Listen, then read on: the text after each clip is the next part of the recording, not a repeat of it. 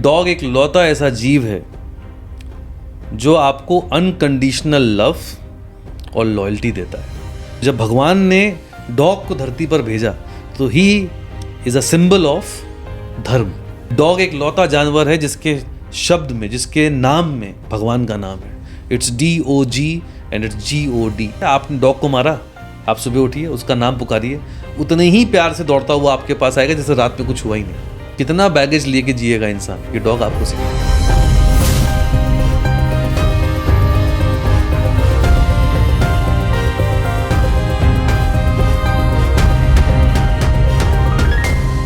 Hello everyone and welcome to our show.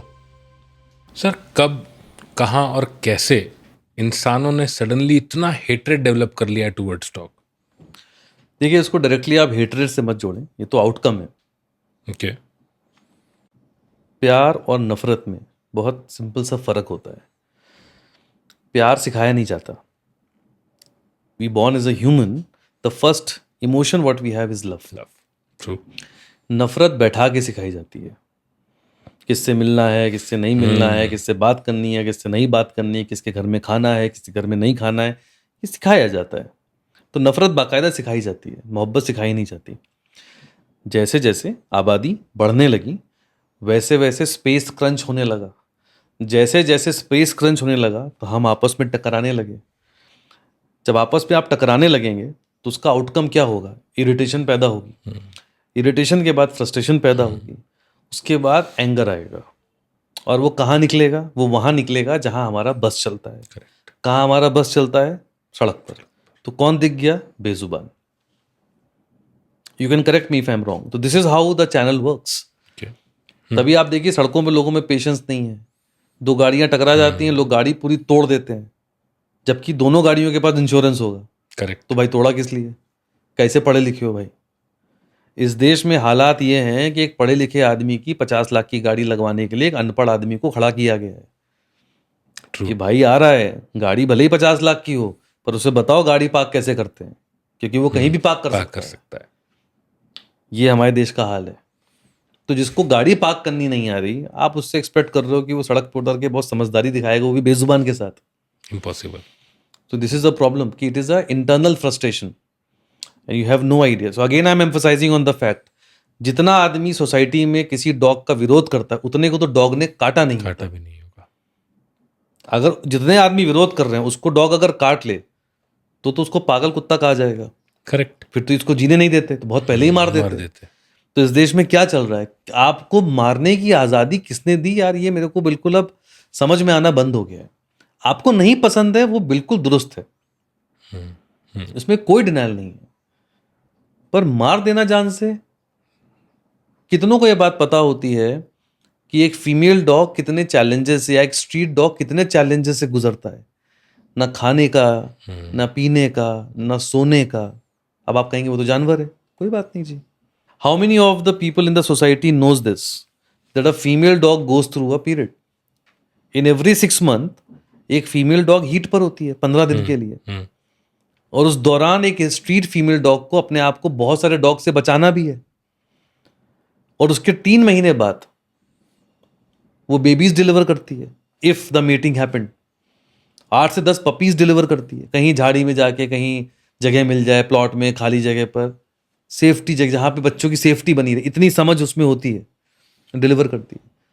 Delivery के बाद वो खाना ढूंढने जाती है, जिसको हम शू करके और लात मार के भगा देते हैं। फिर वो खाना लेके आती है, खुद खाती है, उनको खिलाती है, दूध पिलाती है।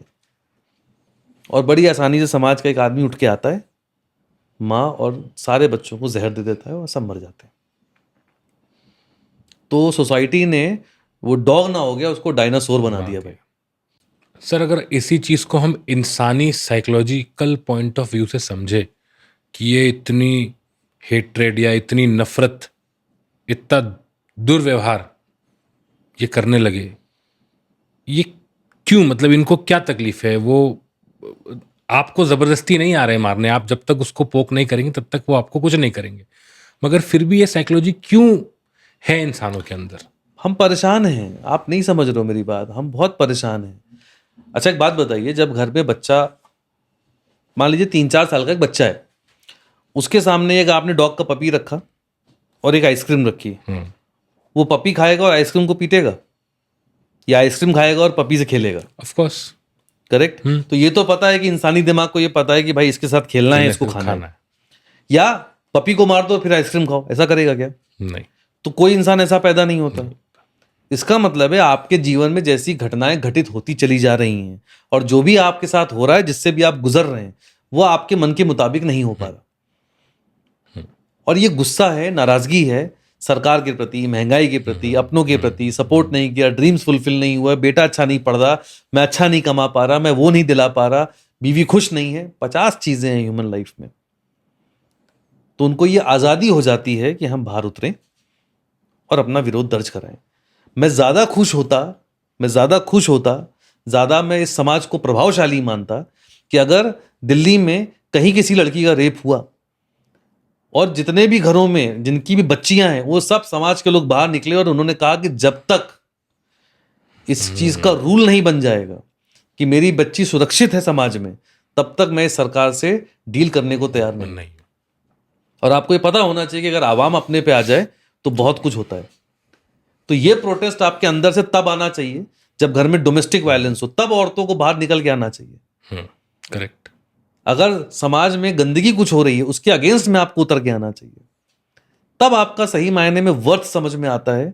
भगत सिंह भी ऊपर से देखते होंगे तो हंसते होंगे, यार कि मैंने क्या बना के भेजा, मैं क्या कहां छोड़ के गया था और कहां पहुंच गए हम। तो एक बाप अपने घर में, एक माँ अपने घर में जाकर ये बता रही है कि आज भाई हम सक्सेसफुली 4 छोटे पपीज को और एक एडल्ट डॉग को मार के आ गए हैं, उनको हमने उठा के रिलोकेट कर दिया है, बेटा तुम भी आगे चल के ऐसा ही करना हमारे साथ, और तुम सेफ रहोगे आपकी ये करके। हमारे साथ भी तुम ऐसे ही करना, हिचकना नहीं, ऐसे ही करना है। देखो हम कितनी अच्छी ऊर्जा घर लेके आ रहे हैं, चलो चलो कल सुबह उठ के पूजा करेंगे, चलो चलो चलो नमाज पढ़ेंगे, चलो चलो गुरुद्वारे चलेंगे, चलो चलो। अरे कुछ नहीं सीख पा रहे ना समाज से आप, तो सिख समाज को देखिए, इतनी बाढ़ आई हुई है लेकिन सिख समाज अपने पशुओं को छोड़ने को तैयार नहीं है। वो उतनी ही शिद्दत से डॉग रेस्क्यू कर रहा है जितनी शिद्दत से इंसान। करेक्ट। उनको कितनी सरकारी मदद मिल रही है, कितनी नहीं मदद मिल रही, वो बात की बात है, लेकिन वो अपना काम कर रहे हैं। इन सब चीजों में कभी आपको सिख समाज नहीं दिखेगा। लेकिन आपका आदमी यहां लगा हुआ है कुत्ते मारने में, उसको लेके घर जा रहा है। तो आप कैसे एक्सपेक्ट कर रहे हो कि वो बच्चा जो है वो बड़ा सेंसिटिविटी और कंपैशन सीखेगा और समाज में उतर के वो किसी और कुत्ते को नहीं मारेगा? और यही करते करते एक दिन वो लड़का किसी ऐसे इंसान से बढ़ जाएगा जो पशु प्रेमी होगा, फिर वो आपके लड़के को मारेगा। कहां तक बचाइएगा? Karma will come back. कहां तक बचाइएगा? It's a vicious loop sir. आप इसका हिस्सा बन चुके हैं। अभी आप अपनी जवानी में, रौले में, रुतबे में, पैसे में, मकान में कुछ भी बोल सकते हैं, आपको आजादी है, पर थोड़ा धैर्य रखिए, मुलाकात होगी। Who all are directly or indirectly involved in the tussle of dog? The people who are directly involved in the tussle because of dog is dog feeders, dog lovers and dog haters. And the people who are indirectly involved is the government, children and the people who give a damn. Okay. So the major tussle is happening between the feeders, dog lovers and dog haters. आपको क्या लगता है sir कि सरकार का क्या role होना चाहिए या क्या पहल होनी चाहिए in solving of this dog issue? देखिए ये सारी ना चीज़ें प्लानिंग के तहत आती हैं। ये एक सरकार की जिम्मेदारी होती है कि उसकी सरजमी के ऊपर जो भी लिविंग बीइंग हैं वो उसकी जिम्मेदारी है। करेक्ट। खास तौर से वो जिनकी कोई जिम्मेदारी नहीं ले रहा, तो जिनका कोई नहीं होता उनकी सरकार होती है। तो सरकार की प्लानिंग में ये सर्वे होना चाहिए कि XYZ सिटी में कितने डॉग्स हैं, उनमें से कितनों का स्टरलाइजेशन हो गया। अगर आपको पॉपुलेशन कंट्रोल करना है, आपकी जिम्मेदारी है वैक्सीनेशन ड्राइव चलाना और हर डॉग को वैक्सीनेट करना और टैग लगाना, ताकि हर आम आदमी को पता चले कि ये डॉग जो है इसको रेबीज का इंजेक्शन लग चुका है। करेक्ट, ये सरकार की जिम्मेदारी थी। तो आपको अगर ये पता है कि इतना आदमी दूसरे छोटे छोटे शहरों से पलायन कर रहा है बड़े शहरों की तरफ, तो वहां पे जगह का इशू हो जाएगा, तो एनिमल्स कहाँ जाएंगे? तो सबसे पहले आपका फोकस होता पॉपुलेशन कंट्रोल, फिर होता वैक्सीनेशन ड्राइव, फिर होता स्टरलाइजेशन। उसके बाद आप अवेयरनेस क्रिएट करते। पर आप देख लीजिए कहीं सरकार जिम्मेदार है कि जो सरकार अपने MCD जो कचरा उठाते हैं उनको दस्ताने नहीं दे पा रही, जूते नहीं दे पा रही, मास्क नहीं दे पा रहे, वो डॉग को खाना खिलाएंगे। So the government role is a planning was required कि बिफोर दिस टसल हैपेंस, और ये होगा क्योंकि आबादी बढ़ेगी तो फेस ऑफ होगा। बिल्कुल। हम जब जंगल खा गए तो कुत्ता क्या है? कुत्ता क्या है? करेक्ट. तो this was the planning, this should come from the government side कि आपने इसको बिफोर हैंड प्लान किया होता और इसका सिस्टमैटिक अरेंजमेंट किया होता. पर अनफॉर्चुनेटली, और अगेन, मारना सोल्यूशन नहीं है. उसके बाकायदा आपके पास कैनल होने चाहिए थे जो आप क्रिएट करते और उनको रखा जाता और कैसे उनको टेक केयर किया जाता, क्योंकि उनका कोई नहीं है. तो जिनका कोई नहीं है, सरकार होती है. Sir, what should be the role of government when it comes to dog breeding business? ये बहुत अच्छा सवाल है. I think this requires lot of awareness. ये बड़ा कॉम्प्लेक्स स्ट्रक्चर है. सबसे पहले हम बात करते हैं, before I answer this question, let's talk about pet parents. Okay. देखिए, जितने भी, मैं खास तौर से हिंदुस्तान की बात करूं, जितने भी हिंदुस्तान में पेट पेरेंट्स हैं, पहले उनको ये समझना पड़ेगा कि जो आपका पेट है, बेटा है, राज दुलारा है, वो सामने वाले के लिए एक डॉग है. Correct. और डॉग को डॉग ही बुलाया जाता है. तो पहले तो आपको उसको लेके अग्रेसिव नहीं होना है. अदरवाइज आपने पेट से क्या सीखा? True. क्या फायदा हुआ? अगर पेट आपके पास है और आप काम नहीं हो, कंपोज नहीं हो. एक इंसिडेंट हुआ था गुजरात में, अहमदाबाद में. एक रॉटवाइलर ने 8 महीने की बच्ची को, no, she died because of the attack of the rottweiler. और ऐसे बहुत सारे आपने अटैक हाल फिलहाल में सुने होंगे. तो सबसे पहली जिम्मेदारी है कि आप पेट पेरेंट्स का जो पेट है, उसको, सोसाइटी के लिए वो डॉग है. और ज़रूरी नहीं है कि हर कोई डॉग प्रेमी हो और आपके डॉग को उसके नाम से बुलाए. Some people don't like dogs and nothing wrong in that. We have to respect that. पहली चीज़, आप अपने डॉग को किसी पर थोपिए नहीं. पहली सबसे इंपॉर्टेंट चीज़. दूसरी चीज़, मान लीजिए आप सोसाइटी में रहते हैं और आपके पास एक बड़ा डॉग है और आप लिफ्ट में हैं या आप लिफ्ट के बाहर हैं. तो पहली चीज़, आपको अपने बच्चों को और खुद भी ये सीखनी पड़ेगी कि एक लिफ्ट के अंदर एक बड़ा डॉग अगर जा रहा है तो लोग डर सकते हैं. बिल्कुल. तो आपके पहला प्रिंसिपल ये होता है कि आप उनसे पूछिए कि will you be comfortable if I come inside. अगर सामने वाला बोलता है कि नो, तो आप इसमें बिल्कुल ईगो पे मत लीजिए और इसमें बुरा मानने वाली कोई बात नहीं है. आप बोलिए ठीक है, आप चले जाओ, मैं सेकंड राउंड में चला जाऊँ. कितना फर्क आएगा? 5 मिनट. उसमें एग्रेसिव होने की क्या जरूरत है? करेक्ट. तीसरी मोस्ट इंपॉर्टेंट चीज, खास तौर से जिनके पास जर्मन शेफर्ड है, रॉटवाइलर है, पिटबुल है, ग्रेट डेन है, जिनके पास भी बड़े बड़े पावरफुल डॉग हैं, इट इज अ शेम कि इतने बड़े डॉग्स को लेके अगर कोई आंटी वॉक करा रही हैं या कोई लड़की वॉक करा रही है. अगेन, मैं इसका ये मतलब नहीं कह रहा हूं कि female is weaker than the male. मैं सिर्फ ये कहना चाह रहा हूँ, फिजिकल स्ट्रेंथ वाइज अगर आपके पास बड़ा डॉग है और अगर वो थोड़ा भी लेफ्ट राइट हो जाए तो उसे कंट्रोल करने के लिए जो ताकत चाहिए वो आप जुटा नहीं पाओगे. Correct. Because they are very powerful breeds. तो जितने भी हाल फिलहाल अटैक हुए because of German shepherd, pitbull, rottweiler, आप उसमें देखिए कि वॉक किसको कराना चाहिए. The most powerful man in the house और the most powerful women in the house. Anyone who has a physical strength, Correct. only those people take out such kind of big dogs for a walk. Making sure that everyone should be comfortable around you. Because anyways they are comfortable. That's why you are having a big dog in the society. तो ये उनकी responsibility कि walk पे कौन ले जा रहा है, क्योंकि मैक्सिमम अटैक वॉक के दौरान होते हैं. तो आपको उस पर ध्यान देना पड़ेगा. ब्रीडर की रिस्पॉन्सिबिलिटी ये है कि जब वो बड़ा डॉग किसी फैमिली को दे तो ये सबसे पहले पता लगाए कि इसका टेक केयर कौन करने वाला है और कौन है जिसको वॉक पे ले जाएगा. अगर आपको उस परिवार में कोई भी ऐसा इंसान नहीं दिखता जिसमें वो ताकत है या टेम्परामेंट है या लीडरशिप क्वालिटी है, उस फैमिली को बड़ा डॉग नहीं देना चाहिए. आप पूरे परिवार को और सोसाइटी को डेंजर में डाल रहे हो. तो it's utmost responsibility of the breeder not do check the background. After the background check then do the analysis कि क्या आपने इससे पहले कभी डॉग पाला है, नहीं पाला है, कौन सा पाला है. ये सब जानकारी लेने के बाद आप ये तय करिए कि मुझे ये डॉग देना है कि नहीं. करेक्ट. फॉर XYZ अमाउंट के लिए आपने दे दिया और आगे चल के किसी की जान चली गई तो आप भी उतने ही रिस्पॉन्सिबल हैं जितने की वो. Last but not the least, is your dog trained और नॉट. आपने ट्रेनर बुला के डॉग को ट्रेन कराया, नहीं कराया, उसे काम करने के तरीके क्या है, डॉग लाने से पहले आपने कितना रिसर्च किया, कितना पढ़ा, कितना समय दिया समझने के लिए कि डॉग में जो लाने वाला हूं उसके ट्रेट्स क्या है. अगर आपने ये सब कुछ नहीं किया है तो आपको बड़ा डॉग नहीं लेना चाहिए. और सरकार को इन चीज़ों पे सख्ती से नियम लागू करने चाहिए किसी भी ब्रीडर के लिए, क्योंकि breeding has to be ethical and there is a lot of unethical breeding happens in this country. What should be the role of a society to solve the problem of street dogs? देखिए, सबसे पहले तो it is not a problem and it is a problem. Okay.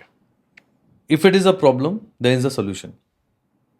और पहला तरीका होता है वो बातचीत से रास्ता निकालना। मैं आपको बहुत छोटा सा एग्जाम्पल कोट करता हूँ, and I am sure you will get the answer of your question. मान लीजिए आप और मैं एक सोसाइटी में रहते हैं जहाँ पर 300 फ्लैट है, गेटेड कम्युनिटी है, और उस सोसाइटी के बाहर 5 डॉग हैं, बड़े बड़े। और सोसाइटी के अंदर पेट पेरेंट्स भी होते हैं और डॉग लवर्स भी होते हैं। ज़रूरी नहीं कि डॉग लवर्स के घर में डॉग हो, तो उनको खाना खिलाने की जिम्मेदारी डॉग लवर्स की होती है, वो खिलाते रहते हैं। या फिर फीडर्स होते हैं जो बाहर से आते हैं और खाना खिला के चले जाते हैं। अब प्रॉब्लम है कि society has a problem with it, तो कैसे इसको सॉल्व किया जाए? तो पहली चीज़ है, committee has to sit and start the discussion on a sensitive note. पहली चीज़, इनको रिलोकेट नहीं करना है, इनको मारना नहीं है, ये 2 चीज़ें नहीं करनी। अब आइए इसका सोल्यूशन कैसे निकाला जाए कि एग्रेसिव भी ना हो। डॉग एग्रेसिव कब होता है? जब भूखा होता है या एंशियस होता है। करेक्ट। इसके अलावा वो कभी एग्रेसिव नहीं होता। अगर उसका पेट भरा है तो वो सो रहा है। तो क्या करना चाहिए? तो जैसे सोसाइटी में मेंटेनेंस फंड होता है, मेंटेनेंस होता है, वैसे ही एक एनिमल वेलफेयर फंड होना चाहिए। फॉर एग्जाम्पल, आपने सबने 200-200 रुपए पर फ्लैट कंट्रीब्यूट किया और एक पूल बना। उसके बाद कमिटी के अंदर एक डॉग लवर या एक एनिमल लवर होना चाहिए, जिसका काम है to coordinate with the feeder और एन एनजीओ, कि भाई हम तो रोज नहीं कर पाएंगे, तो आपने एनजीओ से या फीडर से कोऑर्डिनेट किया कि आप इन डॉग्स को वैक्सीनेट कराइए, इनको सुबह और शाम 2 टाइम खाना खिलाइए। आपका वेटनरी डॉक्टर होगा, आप इनके टेस्ट कराइए और इनको वैक्सीनेट कराइए और फिर स्टरलाइज कराइए। इसका जो भी खर्चा आएगा सोसाइटी पे करेगी। और इनका एक प्रिस्क्राइब जगह बनाइए जहां आप खाना खिलाइए, कहीं भी मत खिलाइए। और इनके रहने की व्यवस्था करिए, मतलब आप या केजेस लगा दिए, छोटे से घर बना दिए जिसके अंदर वो धूप गर्मी बारिश कभी भी हो उसके अंदर ही बैठे मिले, तो कहीं भी बैठे ना मिले। It's a coordination between the society, the feeder and the NGO. When all these people come together, then there is no chaos in the society because of dogs. And you are giving fund to them. तो NGO को भी support हो जा रहा है, वो अपना काम भी कर पा रहे हैं, फीडर भी खुश, एनजीओ भी खुश, सोसाइटी भी खुश। अब आपके अंदर ही बहुत नफरत भरी जानवर लेके, तो उसका कोई सोल्यूशन नहीं है। पर if you want a solution, this is how you can come to a solution. Dog feeders के प्रति इतनी अग्रेसिवनेस क्यों है लोगों में? ना बर्तन उनका, ना खाना उनके घर का, ना जगह उनके घर के अंदर, तब क्यों इतना गुस्सा है लोगों में?